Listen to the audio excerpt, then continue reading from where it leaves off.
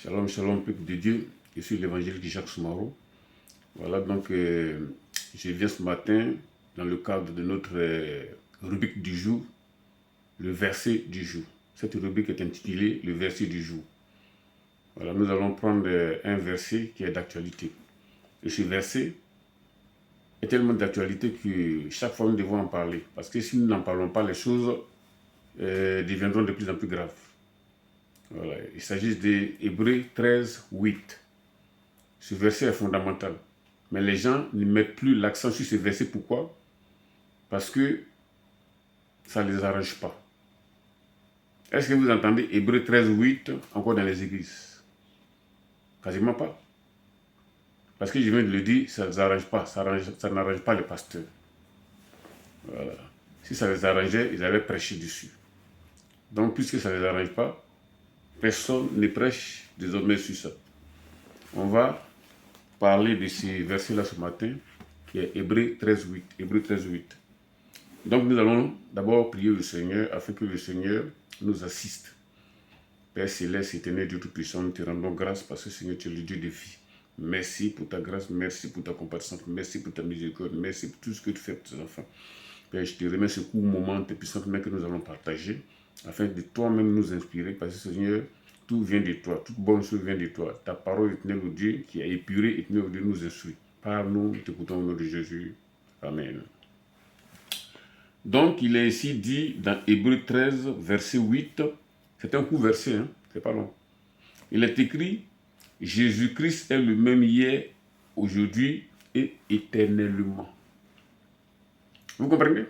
Jésus-Christ est le même hier, aujourd'hui et éternellement.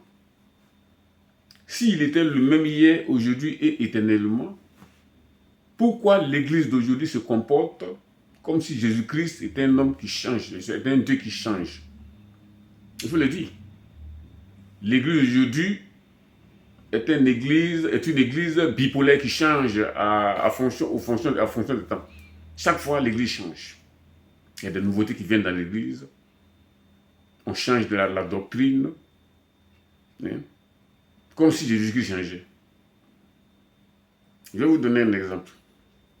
Aujourd'hui, il y a un nouvel évangile qu'on appelle l'évangile de la prospérité. Et cet évangile a rempli toutes les églises, quasiment. Rares sont les églises aujourd'hui qui ne prêchent pas, comment on appelle cet évangile. Ceux qui ne le prêchent pas voient le nombre de leurs fidèles diminuer. Pourquoi? Parce que les hommes veulent entendre des bonnes choses. Les hommes veulent entendre des choses qui leur sont agréables. Voilà la plaie dans l'église aujourd'hui. Hébreux 13, 8 est fondamental. Pourquoi? Parce que Jésus n'a jamais changé. Il n'a jamais changé, il ne changera jamais. Il est le même hier, aujourd'hui et éternellement. Donc, nous devons nous atteler à marcher selon l'évangile que nous sommes venus trouver. Il y a certains hommes de Dieu qui disent que non, ça c'est un peu démodé, il faut marcher avec son temps, etc., etc. Si on marchait avec son temps, ce verset n'allait pas exister.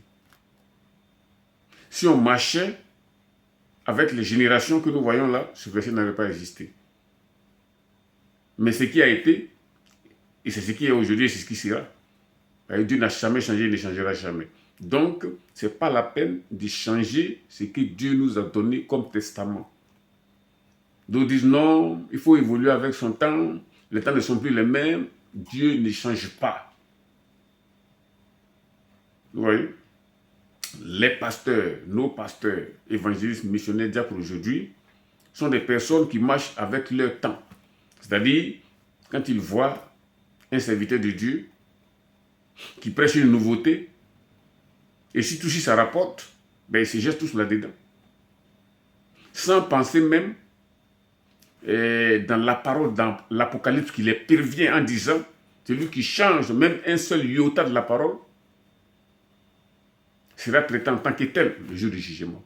Il aura des sentences sévères. C'est pour cela, ce n'est pas tout le monde qui doit se mettre à prêcher l'évangile de Dieu. C'est très, très dangereux de changer l'évangile de Dieu. C'est pas pour rien, le Seigneur a dit dans sa parole que les pasteurs, les hommes de Dieu seront les plus sévèrement punis. C'est pourquoi il dit ça. Parce que quand tu es à la prêche, tu es sur la chair, c'est facile d'échanger la parole. C'est facile de prêcher les choses qui n'ont pas de Dieu. Sinon, nous voyons aujourd'hui beaucoup de choses que les hommes de Dieu prêchent ou ne prêchent pas, ne prêchent plus, parce que ça ne les arrange pas. Dès qu'ils vont commencer à prêcher là, ils vont voir le nombre de leurs fidèles diminuer au fur et à mesure. Je vais parler de quoi par exemple? Les apparats de rajout humain. C'est-à-dire des gens prennent des choses qui ne sont pas fondamentalement de leur corps et ils rajoutent à leur corps. Je ne parle pas ici des vêtements, hein, pantalons, lunettes, etc. Je ne parle pas de ça. Je parle des choses qu'ils rajoutent, ils collent à leur corps, à leur peau. Par exemple, les faux-cils, hein, les vernis, les lentilles des yeux, les faux ongles. Dieu n'a pas appelé les hommes à rectifier sa création. Donc on ne doit pas ajouter ce que Dieu n'a pas permis d'ajouter. Nous sommes nés tels que nous sommes, nous devons rester tels que nous sommes. Parce que si tu veux corriger Dieu, un jour il va te demander pourquoi tu voulais me corriger. Et maintenant c'est à toi de lui répondre. C'est à toi de lui dire, oui Seigneur, je n'étais pas belle, j'ai trouvé que mes yeux, les soucis là n'étaient pas assez longs, j'ai ajouté des soucis. Mes yeux, je voulais des yeux un peu plus bleus, donc j'ai ajouté, par exemple, mes yeux naturels marrons ne me plaisaient pas, etc. etc. J'ai mis des ongles parce que mes ongles là étaient trop courts, bon, on ne me trouvait pas joli avec ça, etc. Et là, tu seras confronté à la parole de Dieu, parce que tout est écrit, hein. Personne ne peut corriger Dieu. Les pasteurs ne pressent plus ces choses-là. Pourquoi? Parce que les femmes n'aiment pas entendre ça. Les sœurs n'aiment pas entendre ça. Si tu as par exemple une église de 5000 membres et que tu commences à mettre l'accent sur ces choses-là, tu vas voir que l'église va commencer à être vidée.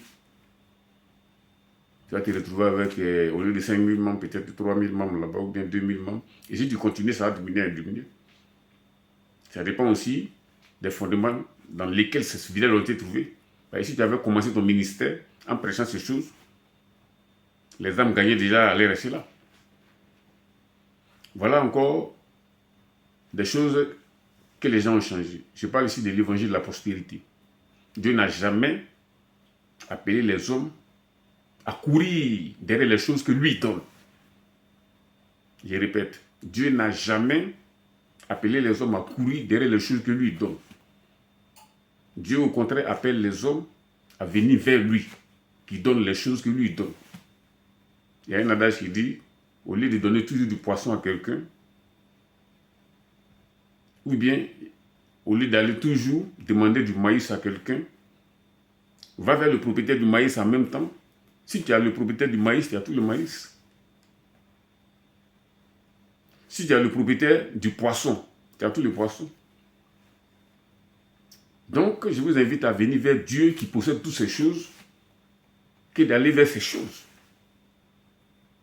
C'est Dieu qui donne la voiture, c'est Dieu qui donne la maison, c'est Dieu qui donne les voyages, c'est Dieu qui donne la femme, etc. Mais n'allez pas courir vers les choses que Dieu donne, mais courir derrière Dieu plutôt lui-même, afin que vous ayez ces choses. Vous comprenez? L'Église aujourd'hui est aujourd'hui paralysée spirituellement à cause de ces choses. Et les pasteurs, les hommes de Dieu, les évangélistes, etc., n'arrangent pas les choses. C'est eux qui ont perverti l'Église. Et ils seront sévèrement punis. Ça, je vous l'ai dit. Ils ont été déjà prévenus.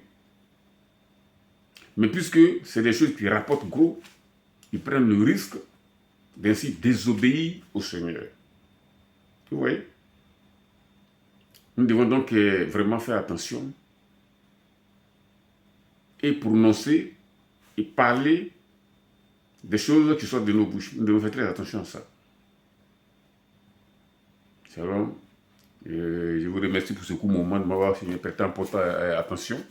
Nous allons prier le Seigneur afin que le Seigneur nous donne de garder ses paroles et de marcher selon elles. Père, s'il soit béni, parce que Seigneur, tu nous parles à tout moment, à chaque instant. C'est toi, Seigneur, qui nous bénis. C'est toi qui remercie ce moment de cette bénédiction et que nous puissions, Seigneur, mettre en application, Seigneur, cette parole-là. Sois béni. Nous t'avons prié au nom de Jésus. Amen.